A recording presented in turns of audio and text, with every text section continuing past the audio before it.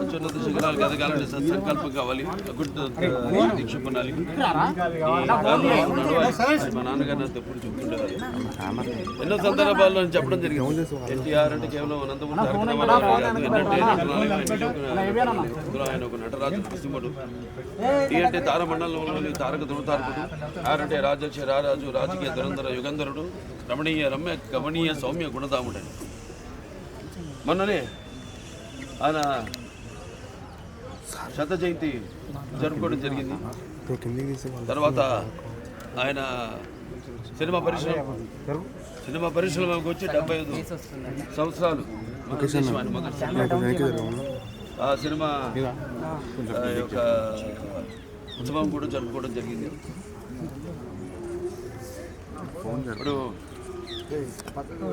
రామారావు చూసుకుంటే ఆయన ప్రస్తావన చూసుకుంటే మరి ఆయన నటిస్తుంటే పౌరాణికాలు ప్రాణాలు పోసుకున్నాయి, జానపదాలు జాబులీలు అయ్యాయి, సాంఘికాలు సామాజిక పరిగమనాలు అయ్యాయి, పద్యం పాట బదులెక్కింది, పాట బదులెక్కింది, పాట నాట్యం నేర్చింది, కళామ తల్లి కన్నుల పండుగ చేసుకుంది, కళకళలాడింది, గలగలలు. అంటే ఇక్కడే కాదు, మన దేశంలోనే కదా, ప్రపంచంలో ఎక్కడ చూసినా కూడా అటువంటి నటధీరుడు, అలాగే నటనలో ప్రయోగాలు చేసిన నటనాచార్యుడు, అలాగే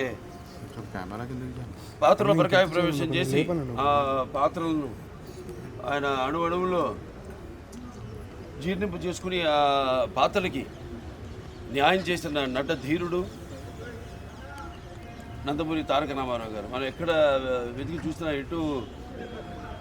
ఎక్కడ చూసినా కూడా అటువంటి నటధీరుడు, లేకపోతే నటచారుడు, లేకపోతే నటధీరుడు ఎక్కడా మనకి రాడు అని నేనే కాదు, ప్రతి ఒక్కడు చెప్పుకుని తీరుతారు, ఒప్పుకుని తీరుతారు. అలాగే తర్వాత ఆయన ప్రతి తెలుగు బిడ్డ, ప్రతి తెలుగు గడ్డ కూడా నేను తెలుగువాడిని సగర్భంగా చెప్పుకునే దమ్ము, ధైర్యం, సత్తా, తెగువ, ఆత్మవిశ్వాసం పదును పెట్టి మరి ప్రతి తెలుగువాడిని బయటికి తీసుకొచ్చి నేను తెలుగు వాడిని అని చెప్పే సత్తా, ధైర్యం ఇచ్చిన తెలుగు తేజం నందమూరి తారక రామారావు గారు.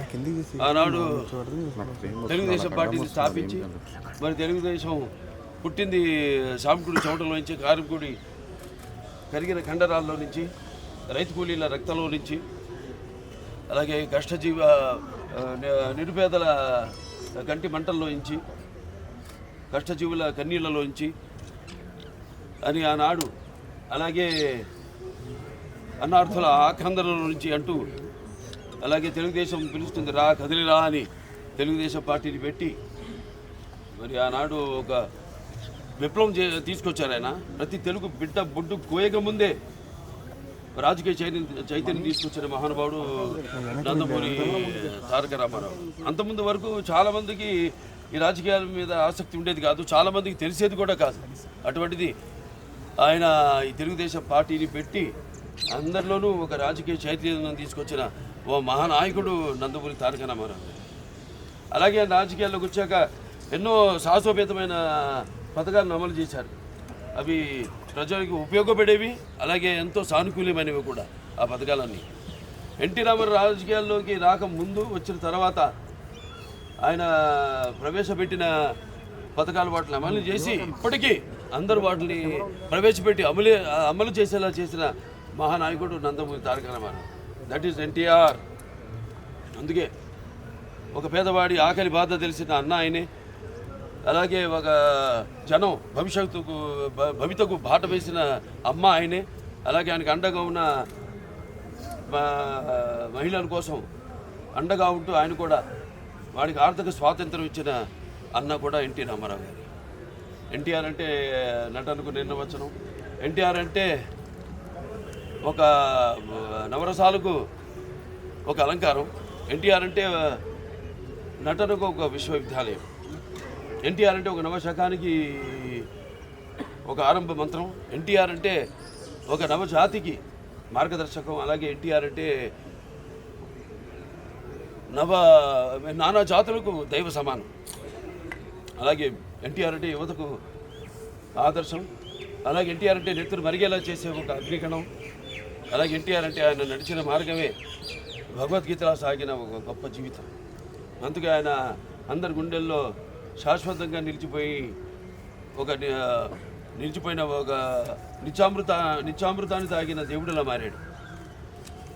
అటువంటి వాళ్ళకి మరి మరణం ఏది? ఆయన ఎప్పుడు నిత్యం వెలిగే ఒక మహత్తర జీవిత విధానం నందమూరి తారక రామారావు. ఎన్నో సంస్కరణలు. ఇవాళ అక్కడ ఎన్డీఏ చైర్మన్గా ఉంటూ కూడా ఆయన మొత్తం కేవలం మన రాష్ట్రమే కాదు దేశం అంతటికి కూడా ఎన్నో అటు రైతులకి. ఈ వీడియో నచ్చితే లైక్ చేయండి. అలాగే మా ఛానల్ ని ఫస్ట్ టైం కనుక చూస్తున్నట్టయితే ఇప్పుడే సబ్స్క్రైబ్ చేసుకుని పక్కనే ఉన్న గంట సింబల్ ని యాక్టివేట్ చేసుకోండి. అప్పుడే మేము పెట్టే ప్రతి వీడియో మీకు నోటిఫికేషన్ గా వస్తుంది. అలాగే ఈ వీడియో పూర్తిగా చూసినందుకు ధన్యవాదాలు.